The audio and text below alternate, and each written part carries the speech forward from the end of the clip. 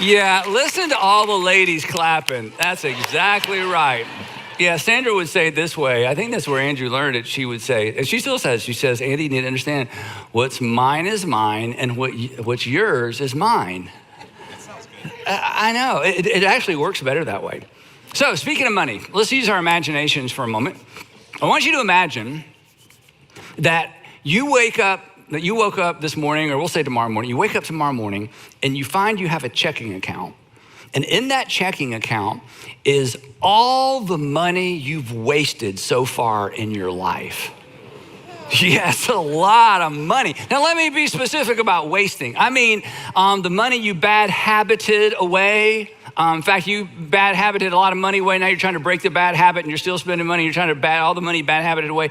The money you consumer debted away, like you borrowed money on stuff. You don't even have the stuff. You might still be making payments, or you just look back and go, that's just embarrassing. Whatever happened to that thing away, you know, the money you bought this thing. You don't even know what happened to the thing, the money you spent on that. Only wore it once away. Ladies got any only wore it once. It looked so good, and then he wore it once, thought I hate that, or you saw somebody else in it and they looked awful, so you thought you looked so it's still in your closet, and you're just like, so imagine, I could go on and on.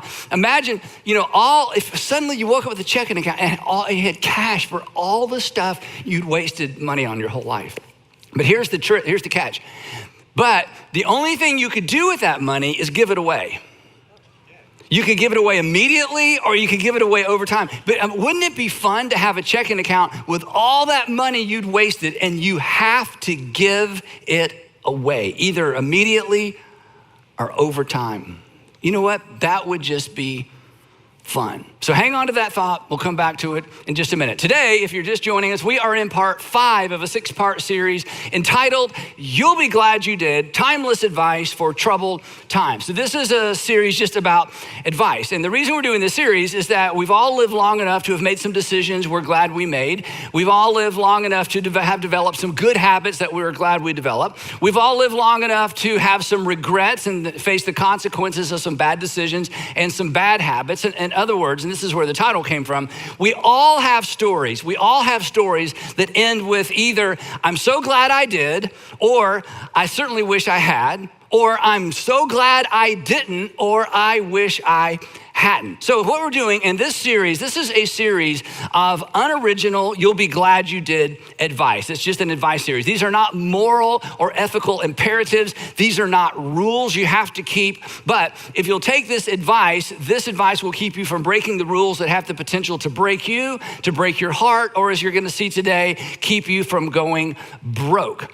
This advice, like the advice you give, because we all give people advice whether they want it or not, we've all given advice. This advice sits between the rules. So this is not moral versus immoral, legal versus illegal. This is not right versus wrong. This is just what we're calling wisdom. Wisdom sits between the rules. Wisdom are the insights that are informed by the fact or the knowledge that life is connected. Insights informed by the knowledge that life is connected, that today leads to tomorrow, that what you're facing and dealing with today is the result of decisions you made yesterday, that one thing leads to another. So in this series so far, we've given you 3 pieces of advice. Number 1, the first piece of advice was listen.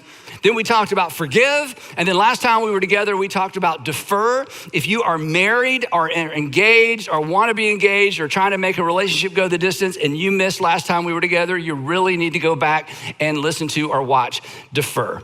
But my unoriginal, in some ways learn the hard way advice for today is not one word. Today it's 2 words. And the 2 words are live generous. Live generous. Now, real quick, to all the grammar people out there, yes, it should be live generously. But I left the ly off on purpose because for the next few minutes, I want to contrast the idea of be generous with live generous. And the reason is all of us know how to be in the moment generous in the moment. But what we're talking about today is different than be generous in the moment. This type of giving, the kind of giving we're gonna talk about, is in fact life giving. If you will take the advice I'm gonna give you today, you're gonna save more money, you're gonna give more money, you're gonna consume less, and maybe the best outcome of all is you will be less consumed by what you have, by what you don't have, what you want, and what you ultimately hope to have someday. Because we don't just live in a consumer culture, we are consumed by oftentimes our consumption because we know what everybody else has. And not only do we know what everybody else has, we know what we could potentially have, and it's so easy to get. I mean, it's just crazy. I don't need to spend a lot of time there, but goodness gracious, you almost think about it and it shows up, and an hour later or 2 hours later, they bring it to your door in a little white bag and hand it to you. It's just amazing. So consequently, it is easy for us to be consumed by our consumption, which just ultimately consumes us. And it ultimately makes us, and if you're a person of faith or a Christian, this is so important. Ultimately, even if we can afford it, it causes us to become more and more self-centered, which is the antithesis of what it means to be a follower of Jesus. So today, for the next few minutes, I'm going to attempt to teach you how to live generous and to motivate you to live generous. Not how to give. You already know how to give. Everybody knows how to give. In fact, part of the problem is that Americans easily confuse generosity with what we'll just call random acts of giving. But random acts of giving is not generosity. Random acts of giving is random acts of giving. And the way to understand the difference is similar to how we all consider ourselves good people. I mean, you're a good person, right? If I were to say, are you a good person? Oh, I'm a good person. And if I were to say to you, you know what, I don't think you are a good person, here's what you would do. You would immediately tell me about something you did good. Because I did that, I'm a good person, right? This is why you cannot win an argument with your spouse. If you're married, you cannot win an argument with your spouse, because whatever, this is kind of a different topic. This should have been last week, the last time we were together. But whatever you accuse him or her of, or of doing or not doing, they can point to a moment in time when they did the thing you said they never do, or didn't do the thing you said they always do, okay? You could always, in other words, what do you mean I don't help around the house? 2 weeks ago, I emptied the dishwasher without being asked, okay? Game over. See, I do help around the house. See, we do the same thing with giving. So I'm gonna press you a little bit today, okay? And to try to convince you that you're not really generous, even though you do random acts of giving. And when I begin to press you, in your mind, you're gonna be like, oh, I'm generous. And you're gonna think of something you gave or a time that you said yes when somebody asked. That's not what we're talking about. That's random acts of giving. Most Americans participate in some way of random acts of giving. This is just not that. And our confusion regarding generosity, I think in some ways is fueled by 4 generosity myths that permeate our culture. We don't know when we began thinking this way, but these are complete myths. So this is gonna help you differentiate. So I'll hit these real fast. Myth number 1, we've already talked about, the generous is spontaneous. Generosity is not spontaneous. Spontaneity is spontaneous, right? Giving spontaneously just means you're spontaneous, not necessarily generous, because greedy people will give spontaneously if they think it will help them or they feel pressure or people are watching, right? Spontaneous giving, and I know this because of what I do, spontaneous giving is often emotion-based. In my experience, the best way to get people in a room to give money in the moment is to stir up their emotions. From time to time, I don't do this often, so I'm not asking for an opportunity. From time to time, somebody will ask me to speak at a fundraiser because they know I'm passionate about a certain cause, and they let me be the closer. I always say, let me be the closer. Let me make the ask, because you give me a microphone and something I'm passionate about, I can squeeze the dollars out of you, and it's sincere because these are organizations I'm personally giving to. So it's not for me, it's for the cause. And what I've learned is this, it's like a good salesperson. The last thing the salesperson, especially retail sales, wants is for the person they're talking to walk out the door and say, let me think about it, because they know they're not gonna think about it. They're just gonna walk out the door. So here's what I've learned, unfortunately. When I'm talking to a group of people and I don't know if they're generous or not, I gotta stir the emotion. Somebody's gotta cry. I mean, you gotta feel it. And once you feel it, you're gonna write checks and you're gonna and that's not bad. I mean, and giving based on emotion and spontaneity, that's not a bad thing. I just want you to understand that has nothing to do with being generous. That is not what we're talking about. That's not generosity. Myth number 2 is this: the generosity is regulated primarily by cash flow. This is a myth as well. Saying yes spontaneously because somebody asked, again, that's not generosity. So maybe you've had a situation where somebody was asking you for money to give to something, and what you do immediately is you think about how much money is in your wallet, how much money is in your checking account, how much money you have access to immediately. And so when you don't have access to it, you say, I'm really sorry, I can't help right now. You said this, I can't help right now, which meant your context for giving was what you had right there in the moment, or what you had in your checking account, or you're weighing your checking account against bills coming in or other things going on, and you really couldn't help right then. You wanted to help, but your heart was right, but you just weren't in a position to give. What you had in the moment determined what you could give in the moment. But people who live generous, this is why this is so important. People who live generous, they avoid that predicament. They're ready. We'll talk about why in a minute. Myth number 3 is this: the amount is what counts. This is totally false, okay? You can't understand dollars without a context. Somebody says, I gave $1,000. That might have been sacrificial giving. That might have been the equivalent of what they were gonna spend the next night on dinner with friends. You just don't know. So the amount doesn't determine generosity. And of course, the challenge is anytime we add a zero to money we're giving, or somebody else adds a zero, money is very emotional. So adding those zeros, it feels emotional, but without context, we don't know what's a lot and we don't know what's a little. We know what's a lot and a little to us, but we don't know what's a lot and a little to somebody else. So the amount is not what makes generosity generous. Boy, she gave such a generous contribution. Well, again, you don't know if it's generous or not. You don't know the context she gave out of. You only know the context that you give out of. So consequently, sometimes we think, I don't need to give. I can't give much, so I shouldn't give at all. No. Generosity is not about the amount. The amount is not what counts. In fact, interestingly enough, on this point, Jesus actually addressed this one directly. And this is a famous story you've probably heard before if you grew up in church, or even if you're not a church person, I bet you've heard this story. He is with his disciples. They're visiting the temple. The temple is up on we call it the Temple Mount. You have to go up these stairs, you get up there. And then on the Temple Mount is the actual temple building. And depending on when you drop in historically, the Jewish people would have a treasury. We don't know if it was a canvas thing or like a barrel, probably wasn't a barrel, but there was a thing that you drop money into as you go in, go out. Sometimes people say it was the temple tax, others say it was the tithe. It could be a combination. So Jesus gets to the temple and he pulls his guys off to the side. He says, I just want to watch for a moment. So they're watching people come in and out of the temple. And the text says that as Jesus looked up, he saw the rich. Now, how did he know they were rich? Well, the way they were dressed and who they were traveling with. He saw the rich putting their gifts or their money into the temple treasury. And this was something you did publicly. He also saw a poor widow. Again, he could tell by the way she was dressed. He could tell by the fact that she was alone, or maybe he even knew her story. We don't know. He saw a poor widow put in 2 very small copper coins. These coins, we refer to them as the widow's mite. These coins are so small, if I held one up here, you would barely even be able to see it. I mean, they're just little pieces, almost shards of copper. They were round like a coin, but they were so small. It was the smallest amount of money. And she drops in 2 of these very small copper coins.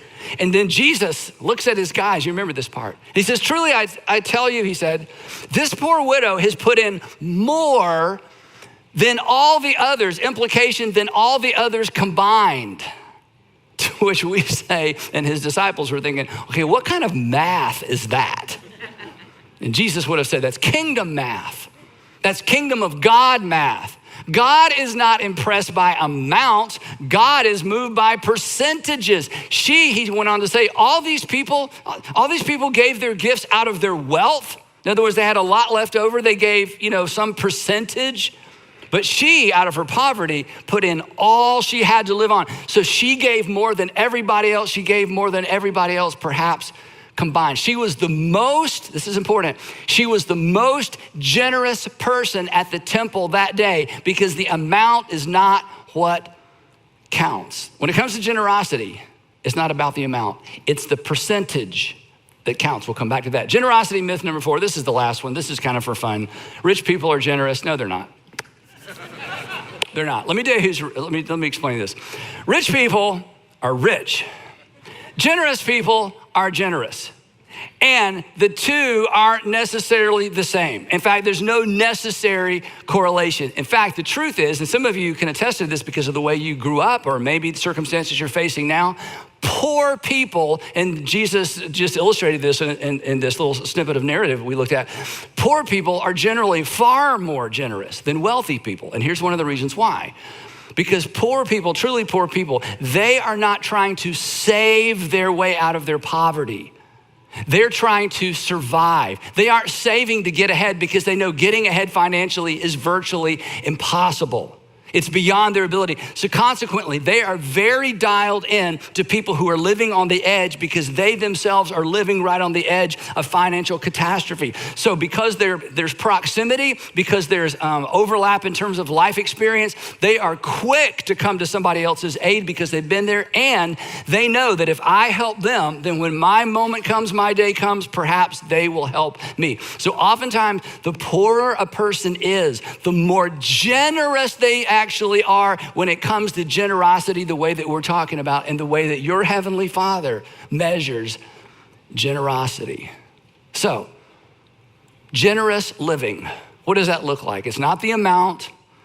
It's not, it's not responding to an ask. It's something entirely different. And let me just put this in a little personal context, okay? I'm gonna push hard on this, and here's why. This is so important, especially if you're a Jesus follower. I'm telling you, this is so important. If you're not a Jesus follower, there's something to be learned and something to be gained, but if you're a Jesus follower, this is so important. And I wanna stay up front, just full disclosure. This is easier for me than it is for many of you, or maybe most of you, because of how I was raised. My parents would give me my allowance in dimes, so I could easily pick out the 10% that would go to the church. I remember the first time I gave $100 when I was in high school. I gave $100 to this thing we're doing at our church. And I just remember sitting in the pew wrestling. I would say kind of wrestling with God or wrestling with my conscience. $100. I was working minimum wage at, Winn-Dixie cleaning the meat department. Another story for another day. But I just remember, I was just raised that the first money, when you get money, the first thing you do is give it. So it's been the habit of my life. I'm not asking you to do anything I haven't been doing literally all my life, but I was raised that way. But for some of you, this will require an adjustment, but I'm telling you, if you will do what I'm about to ask you to do, you will be glad you did. You will be glad you did. If nothing else, you will be less consumed and controlled by our culture of consumption, because this is the way forward. So real quick, I'm gonna give you a definition of generous living, or how to live generously. It's very clunky. I made it up. You don't have to memorize it because I'm gonna walk you through it. So here it is, generous living. Here's what we're gonna learn to do. The premeditated, calculated, designated emancipation of financial assets. Hold your applause. That's right. The premeditated, we're gonna talk about that. Calculated, designated emancipation, that is the liberation of our financial assets. So the first word is premeditated. In order to live generously, you have to have a plan. Look up here. I don't care how much money you have, how little money you have. If you don't have a plan, you will not and you cannot be generous. If you don't have a plan, it is impossible for you to be a generous person. You will confuse random acts of generosity with generosity, but you're not necessarily a generous person, because without a plan, you don't know. You have to have a plan. You will be a consumer, and you will be what I call a triple S giver, because you're gonna give. We all give. The triple S giver, spontaneous, we talked about that in the moment. Sporadic, just kind of here or there when people ask me for it. In fact, you're gonna wait to be asked. And sparing, you will never give as much as you can actually give without a plan. You will feel the strain of what you give, but you will never maximize your potential to give without a plan. It is impossible. You've got to have a plan. Now, some of you say, well, I'm not really a numbers person. Doesn't matter. Some of you are like, I'm too much of a numbers person. Live meticulously by a budget. So what? If you don't have a giving plan, you are not going to live a generous life. Now, years and years ago, one of the things that helped me with this, I read a book by Ronald Blue. He's written a bunch of books on financial investing and inheritance. I mean, all kind of great books he's written. An extraordinary gentleman, good friend of mine. But the first book I read by Ron Blue was actually his first book. And in the book, he made this point. He says there's basically only 5 things you can do with money. Here's Ron's list. You can spend it, repay debt, pay your taxes, save it, and give it. And when I saw this list and when I read this list, I remember thinking, that's actually the order that we live in, and it's actually the order most people give in, which amounts to this. Me first, creditor second, government third, me fourth, others last. Now, this is actually me second because the things I've borrowed money on are for me. So it's me, government, me, others last. Now, look carefully. This is important. Look up here. If you're not a person of faith, okay, you should think about this. I mean, this is a little bit incriminating, especially if you think, oh, I'm a generous person. No, if giving is last, you're not a generous person. You've put yourself ahead of pretty much everybody else, okay? But hey, if you're not a person of faith, that's up to you what you do with it. If you call yourself a Christian, if you're trying to be a Jesus follower, you can't live like this. You can't. If this is a reflection of your money, you are not following Jesus. You may pray, you may believe, you may be offended that I'd say that. How dare you say that to me? Just read the Gospels. If you think I'm being hard on you, just read the Gospels, okay?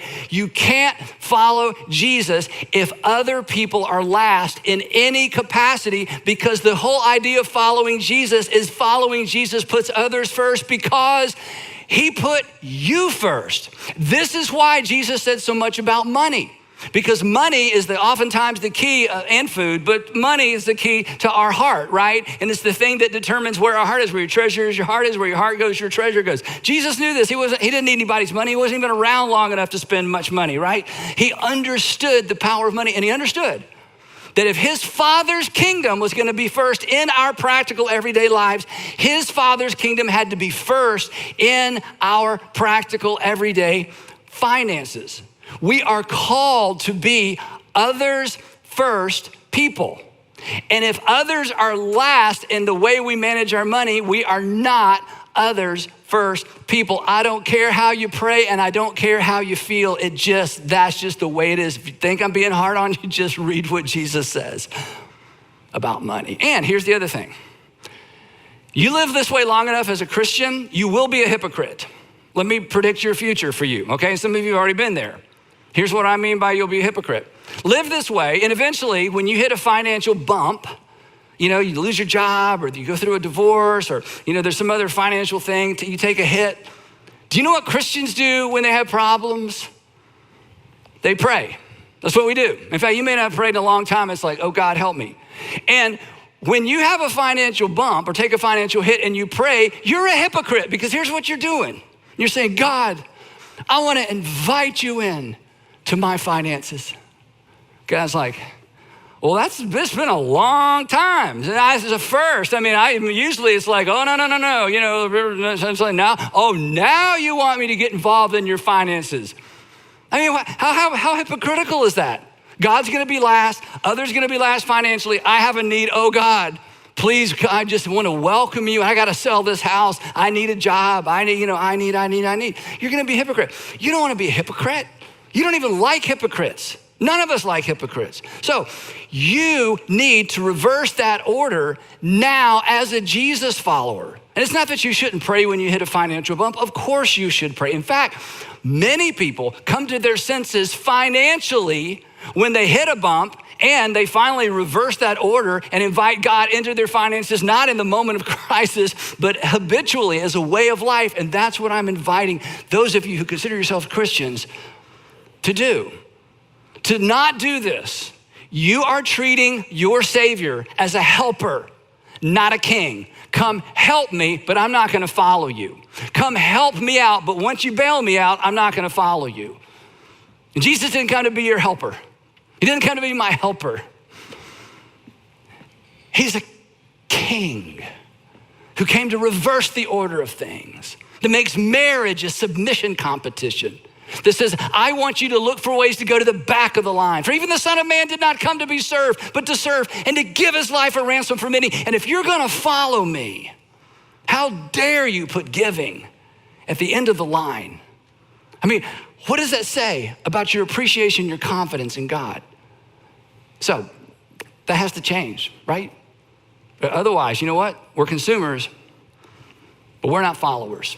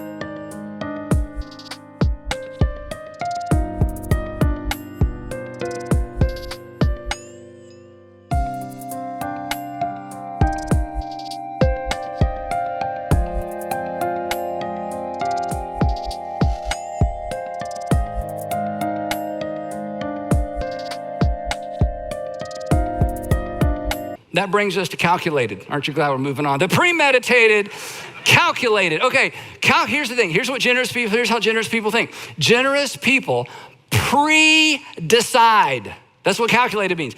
Generous people pre-decide. They don't wait to be asked. They don't wait to be asked to see what's in their purse or in their wallet and their checking account, or I got to think about it. Let me kind of get home again. No. They have pre-decided. They've pre-decided an amount or a percentage, and percentage is better because percentage rises and falls with income. They pick a percentage and they set it aside, and that money is as good as given. It's just, this is so fun. It's just waiting for an opportunity. The way I was raised and the way I've lived my life, and you can do this any way you want to, there's no rules. I just figure when money comes to me, I need to immediately put a percentage away. I immediately give a percentage to the things that I feel called to give to. We'll talk about how you figure that out in just a minute. It just goes. I want it to be first. I want you to know, God, this is coming, but you know what? I'm gonna give first, because Jesus said in the context of money, we love the verse, but we forget the context. Seek ye first the kingdom of God. In other words, when something comes your way, you put God's kingdom first. And money is the most practical way to do that. So people with a plan, people who are generous, they have a plan and they have pre-decided. They've pre-decided what percentage or what amount of money to go. It's just done. It's just waiting. It's just waiting to be allocated, because in my mind and your mind, that money is gone. Either immediately, or if you have some big financial opportunity or some big financial event and you got money coming your way, you just take it and you set it aside and you say, you know what? That money is as good as given. I can't wait to find out where it goes. And let me tell you this, no matter how much money you make, okay, now if you're in it right now, you're looking for a job and things are upside down, you take this in context. For most of us, no matter how much money you make, to have a plan and to have picked a percentage and to choose where that percentage goes, I'm telling you, it puts the fun in funding, it brings the joy to giving, it brings the joy to life, and it is a keystone habit. Giving first is a keystone habit. It will impact everything else you do financially, because when you flip that script, when you flip that list, I'm telling you, it impacts everything. Besides that, we never miss money that we give away. So back to our definition. Premeditated, calculated. Next up, designated. That means, this is so fun, generous people have already decided ahead of time where they're going to give or allocate their giving money. Generous people don't have to be asked. Generous people don't wait to be asked. Generous people are proactive. They've discovered, here are the things that are important to me. Here are the things that are making a difference in the world. I'm gonna let them know I'm gonna be proactive in my giving. I'm gonna go ahead and designate this. This doesn't mean you don't give sporadically. This doesn't mean you don't give spontaneously, but that's the add-on giving. Generous people have already decided. And I'm gonna give you a tip in terms of how to decide. Always give from a grateful heart and a broken heart. A grateful heart and a broken heart. You need to ask personally, or maybe as a couple if you're married, or as a family. In fact, if you've got kids who are old enough to participate in this conversation, it's so much fun. We did this with our kids. My parents did this with me. I can still remember sitting in the den around this little pecan, coffee table talking about where we were gonna give money. But you decide, you ask these questions. What are we grateful for, and what breaks our heart? So let's talk about this one first. What am I grateful for? And the way that this question has to do with the things that benefit you. What are the things that are coming your way and you're so grateful for that you want to donate to whatever organization is that has benefited you or your kids or your family? This is why. If you are grateful for your local church, you should have a plan for giving to your local church. This is crazy when I meet Christians like, well, the church's got all the money. Well, it doesn't matter how much money they have or whether they need it or not. This isn't about need. This is about gratitude. Are you grateful for your local church? Yeah, my kids and my wife, and we go to the, well, and you don't support your local church financially? That's just crazy. If you're grateful, if you're not grateful for your local church, find a local church you're grateful for, and you should give there because you're grateful. Everybody, and I'm not shy about this, everybody should have a plan for how they plan to support their local church financially. Everybody should have a plan. In fact, I say this all the time. I don't think anyone's ever taken me up on it, but if you're not a Christian or a believer, you should have a plan for how you support the local church financially, because I'm telling you, as much bad press as, the big public churches and all the stuff gets in the news, you do not want the local church to go away from our community and our society. You do not want that. You should find a way to support a local church, even if you don't attend church. The church and our communities are that important. But if you attend and participate in a local church, and you don't have a plan for how you support your local church financially, you are ungrateful. You're like, oh, no, I have gratitude in my heart. Nobody cares about gratitude in your heart. Your kids don't, your wife doesn't, your husband doesn't. Unexpressed, listen, I've said this, I've told you this before, unexpressed gratitude is ingratitude. It's the same thing. If you're grateful for your church, you should have planned out. Let me take this to another level. If your children or your grandchildren left home and went to college somewhere and they found a church in their college town and they're attending that church, you should send that church some money, because aren't you grateful? Number one, your kids are in church. Aren't you grateful there is a church in their college town they want to attend? You need to write a check with a letter that says, I'm going to send you X number of dollars every single month. I love what you're doing. Thank you for ministering to my son or my daughter or my grandchild. Because you're grateful. So show your gratitude with your money. And if you have a plan, and if you've already designated it, it's painless because you've pre-decided and now you're proactive and you don't have to wait to be asked, right? Everybody should have a plan for how they support the local church financially. And then beyond that, you want to ask the question, okay, what breaks my heart? What stirs or what breaks my heart? Now, this is that thing that there's something that, when you hear about those kids or you hear about people being trained to be able to do jobs, or to, people who are homeless or foster care, whatever it might be, every once in a while, there's just something that kind of stirs your heart or breaks your heart. You need to find an organization that's operating in that space, and you need to designate some of your giving money, and you need to write them a letter and say, I'm going to send you this every month. Don't ask me, you don't have to do a gala. You don't have to invite me to a fundraiser. No, I'm not one of those people. I'm a generous person. I don't have to be asked. I believe in what you're doing because what you're doing impacts me, because the cause that you're addressing stirs my heart. This is one of the things that I love about Be Rich. And if you're new to our church, you don't know what Be Rich is, you'll find out in a few weeks. We're getting close to Be Rich season. But see, during Be Rich, we partner with all these fabulous nonprofit organizations. And many of you go and volunteer at those fabulous nonprofit organizations. And some of you, your heart gets captured by what they're doing. And next thing you know, you're giving them money. I think that is a win, win, win. Anytime you can marry your giving, your passion, and your time together, that is a win for you. So what breaks your heart? What stirs your heart? What problem in society or maybe in the world would you love to see solved? Find somebody in that space who's doing a great job. And then just decide every month or every time I get paid or every year, we're sending them a check. Don't have to ask, because I'm generous. I'm not the average American giver. I got a plan. I've picked a percentage and I'm designating it based on what I'm grateful for and what stirs or breaks my heart. This is what connects your heart. This is what connects your heart to your giving. Now, another way of saying all this is this. Saving prepares you to say yes to you, and you should save money. Living generous, this is what's so powerful. Living generous prepares you to say yes to what's important to you. And look up here, if you don't have a plan, you won't be ready. If you don't have a plan, you will be inconsistent. If you don't have a plan, you'll be thinking, how much is in my checking account? That's how everybody else does it. Don't be like everybody else, because if you do, you put others last.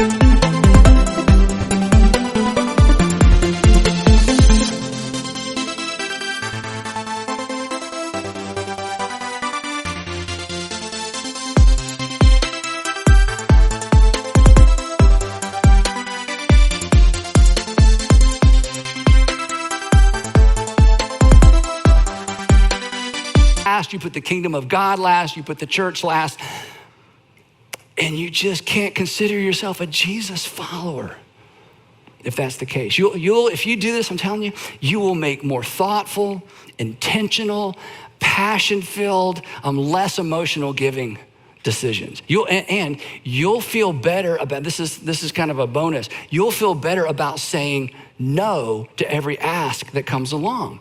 Here's why. Because generous people don't feel guilty saying no because they've already said yes. Generous people don't feel, I thank you for asking, but no.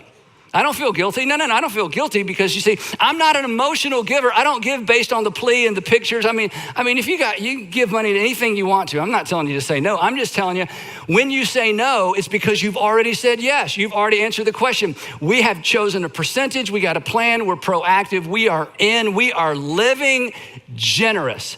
So you know what?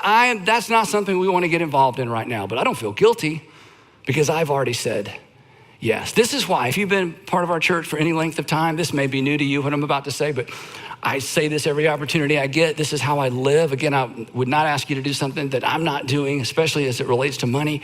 This is why I say the simplest way to organize your financial life is this. You give first, save second, live on the rest. You give first, you save second, you live on the rest. If you give first, you will probably save more and you will live more responsibly. I guarantee it. This is a keystone financial habit that impacts everything else. And the result is more joy, more peace, because you're preparing for your own future, and more freedom to live responsibly in this world that we live in that just constantly reminds us of what we don't have, what we think we need, or how to upgrade something that we already have. Now, wrapping up. Imagine, and I don't have to imagine, okay? I'm not bragging, I'm just telling you, I just want to press in. Imagine if you'd been doing this all along. Imagine if this had been your lifestyle since you got your first job. Imagine if your whole life, you just picked a percentage, boom, it's $10 a week or $100 a week. Imagine how much money you would have given away responsibly to things you believed in and were passionate about. And you know where all that money, you know where all the money went that you didn't give away? You don't know. You have nothing to show for it. I mean, you got some other stuff and you upgraded your vacation, but but for the most part, where did it go? I don't have anything to point to. I don't have anything to show for it. I don't want you to live another season of your life that way. And it's not because I want your money or the church needs your money. Look, if you don't trust me, and again, I'm up here talking about I'm the pastor of a local church. I get that. But you know what? I'm responsible for your fellowship, and I'm responsible for your discipleship. And how we manage our money is a key ingredient to how well we're following Jesus. But if you don't trust me, then pick a percentage and give it somewhere else consistently. But please learn and begin to live generous. It's better for you. It's better for your children. It's better for our culture. It's better for the world. And it's what it means to, in some respect, to be a follower of Jesus. Come on. For God so loved the world that he gave. That's what people who love do. That's what grateful people do. That's what passionate people do. That's what organized people do. So I'm challenging you to begin living generous. Again, back to where we started. Imagine if you had that checking account, all the good you would do and all the good you could do. And you know what? You're generous in your heart. I bet most every one of you are generous. I wish I could do more. Hey, do you really wish you could do more? Well, I did before you preached the sermon. Now I'm kind of afraid to answer that question, because if you wish you could do more, you could do more. I'm telling you, you have no idea what your giving capacity is until you have a plan. And if this scares you, it shouldn't. What should scare you is living another season of your life without doing this. That's what should scare you, because generous people are the happiest people. Jesus said it this way. Here's what he said. It is more blessed to give than to receive. He was not kidding. Blessed means happy. Jesus says, you want to be happy? I want to be happy. Well, then you can't consume your way to happiness. You've already tried. It's impossible, because you are made in the image of Creator God. And he says, you want to be happy? Then you flip the script on how you manage your money. And you'll save more, you'll consume less, you'll give more, and you will be happier. You won't be blessed. I want to be clear. You won't be blessed in the sense of you gave God $1, he gave you 10. I don't believe that. You live in the United States of America. Good grief. We've already won the lottery for most of us when you think about what's going on in the world. So this isn't about give to get. This is about give because you've been given to. And that's the power of a plan. And that's the power of percentage. And this is what it means to follow Jesus with our finances. I don't want you to live another 10 years or get another 10 years down the road and have missed out on the joy that could be yours by doing this. So decide. I just want you to decide. I want you to plan to live generous, which means you make a plan. You pick a percentage and then you go for it. You designate it. You get busy. You share it with your family. You make this a way of life, and you watch and see what happens. You watch and see what happens to you on the inside and in your heart, and watch and see what happens in your finances. It is a keystone habit. It has the potential to change everything. So give generously. More important, live generous. You will be glad that you did. And we will pick it up right there next time as we conclude our exciting series. You'll be glad you did. Timeless advice for troubled times.